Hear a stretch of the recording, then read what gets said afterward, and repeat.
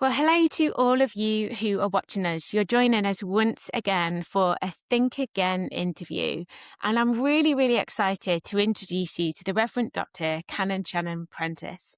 Now, Sharon Prentis is not only on the Council of Reference of Kyria Network, but she's also the Canon Theologian for the Anglican Church of Bermuda. And she writes Piece 4, Too Good to Be True. Piece 4 zooms in on the Proverbs 31. Unattainable woman leader. Piece 4 is a closer look at the woman in Proverbs 31 and whether she can be held up as a relevant standard for us today. Unpacking some of the original translation, this exposition reveals a woman who leads the way in business, in community, and influence. That's what Sharon is writing on today. So Sharon, we are so glad to have you on the Think Again journey. Welcome, welcome. Thank you so much. I'm really, really glad to be here. We are glad to have you with us. So let's dive in. So Sharon, having read your blog, and I'm sure many of the listeners and watchers of this interview right now have already done so, you point out that this chapter is actually royal advice. It's a mother speaking to her son, King Lemuel. So why is that context so important for us?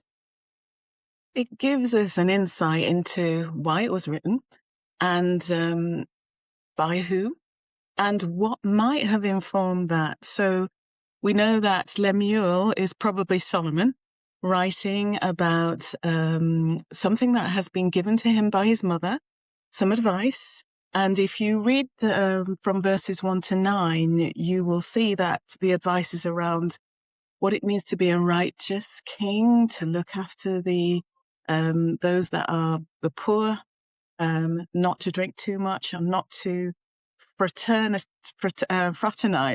with people who would lead him astray, and ostensibly don't get involved with a woman, because obviously we know that Solomon had many wives. And so his mother, Bathsheba, is saying to him, if you are going to do this, if you're going to be a just king, you need to have good company. You need to have a good partner in order to exercise righteousness and justice, because their character will inform what you're doing in the longer term. And that's the context of verses 10 onwards. Yeah, and that's very helpful context, isn't it? Because I think so many of us have looked at this text and just thought, gosh, that is unattainable. Like, how can anybody possibly or be all these things? I mean, I think you even joke in your blog, is it like some sort of superwoman almost? Yeah. But it's helpful to give us that grounding and the context. But one of the most powerful leadership insights I think that you brought within your blog is when you share about the Hebrew phrase Shael. How does translating it as a woman of strength and valor change the way that we read this text? Well, lots of people have translated it, and if you read the various translations and interpretations, it could be a woman of courage, woman of strength, but one translation is a woman of valor, and it's about the everyday getting up and being able to engage with some of the challenges of life, and it takes courage and strength to do that. So it's not this sort of idea that it's the exception, but it's the rule. And if you think about women as mothers, women as co-workers, women as carers, women trying to do a number of things, it actually takes a lot of strength and valor to do that. And so bringing it back to that point of it's an affirmation rather than just saying this is the exception. It's about saying, recognize what you're doing, recognize the strength and focus it takes to do this. And that helps us to look at it from a different perspective. Yeah, it very much does. And I guess that goes on to the next question that, you highlight that she's not just virtuous, but she's strategic, isn't she? She's business minded, she's resourceful, justice orientated. What does that tell us about how the Bible views women and leadership?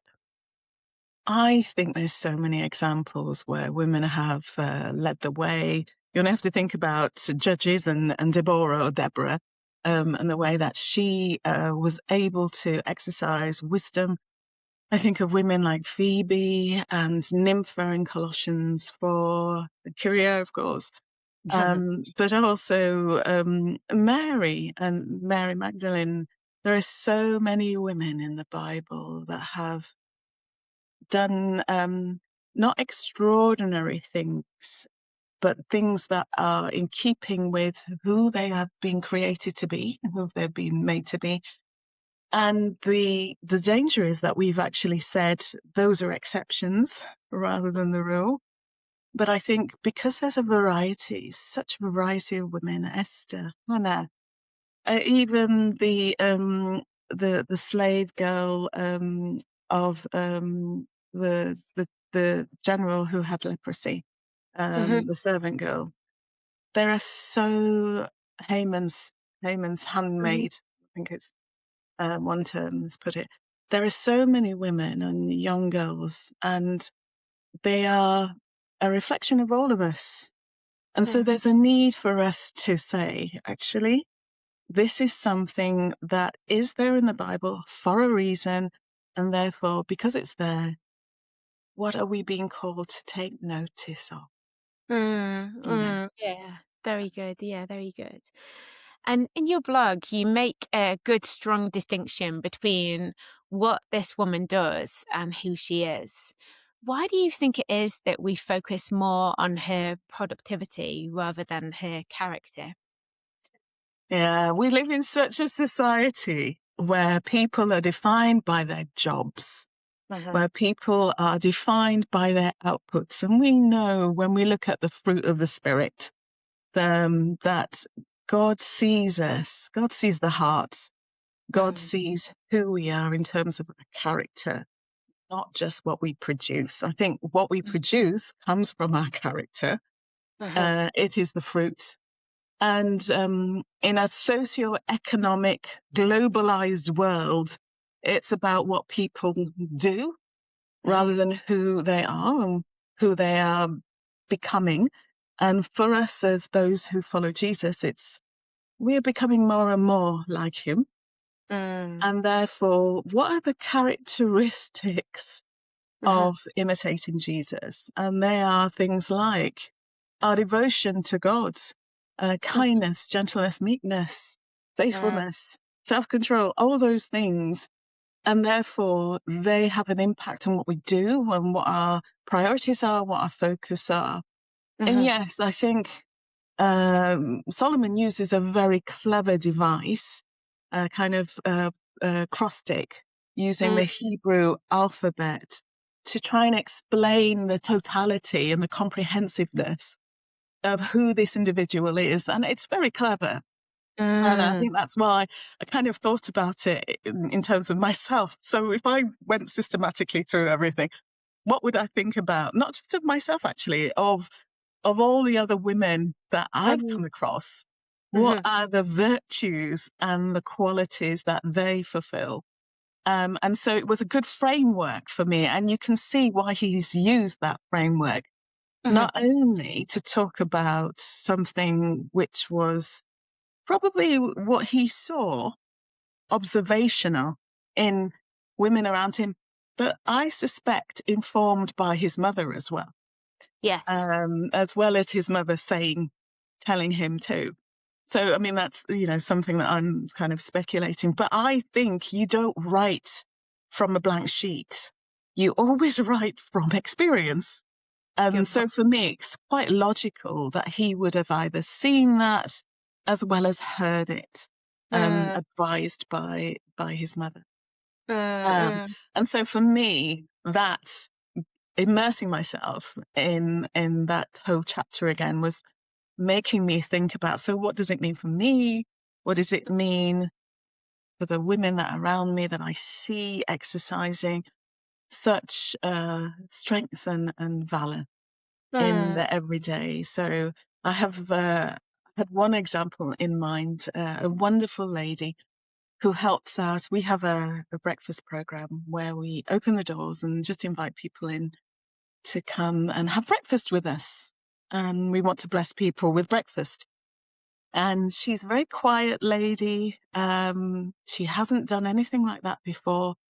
And she comes along and she just sits down with a cup of tea and she just says, "Hi, how are you?"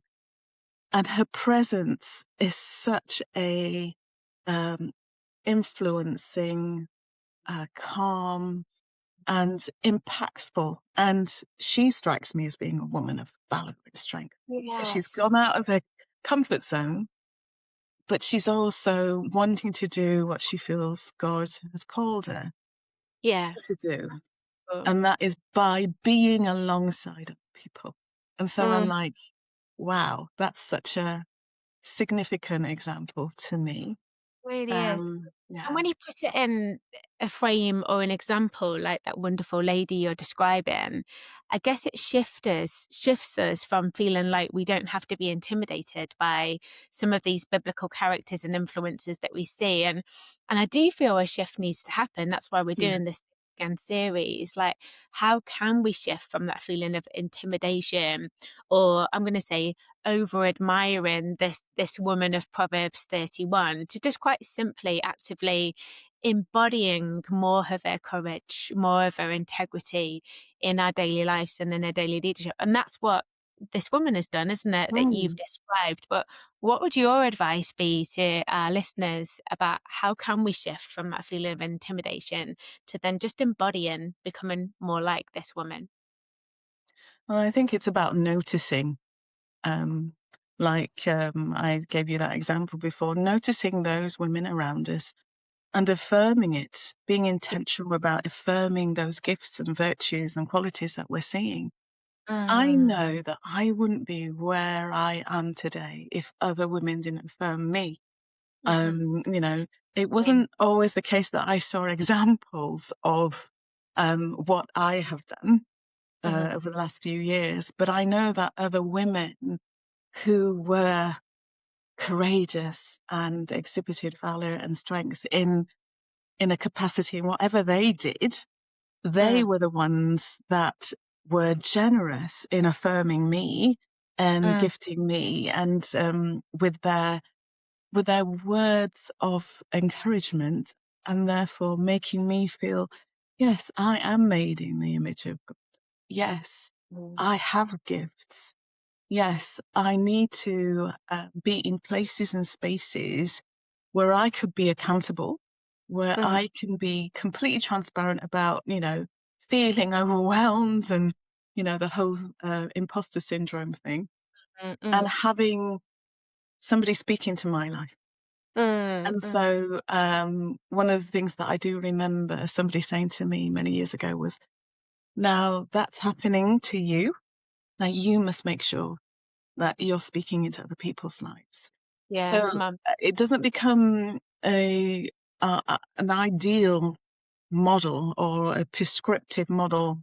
It becomes something that we could wholeheartedly, authentically inhabit because we're inhabiting ourselves who God has created us to be. Yes. And, we're very happy to do that, I think, with our children. Mhm. How able are we to do that with one another in a society that is very individualistic, very ego driven? Um, we as Christians, I think, need to be generous with one another and say, you know what? I am just so blessed that you are gifted in this way, or how can I help you with this? Or, just being proactive Mm, and mm. noticing, I think. Yeah.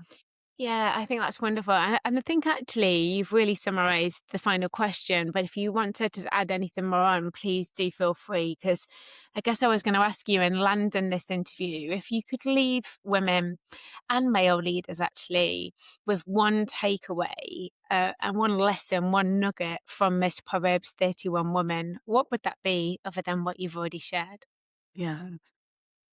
I think particularly for men, that we forget it's written by a man, but we only see it in one perspective, as a man dictating to women what they Mm, should be. And I want us to remember that it's written from somebody who was one of the wisest people on earth. And yes, he had his failings, we know that. Yeah. But it was written from a heart that was informed by his mother, and you can tell he loved his mother a lot. But also written, I think, from a standpoint of observation of other women and wanting to affirm and encourage other women. And the key for me is in, the verses at the end, that she's a devoted woman to God. She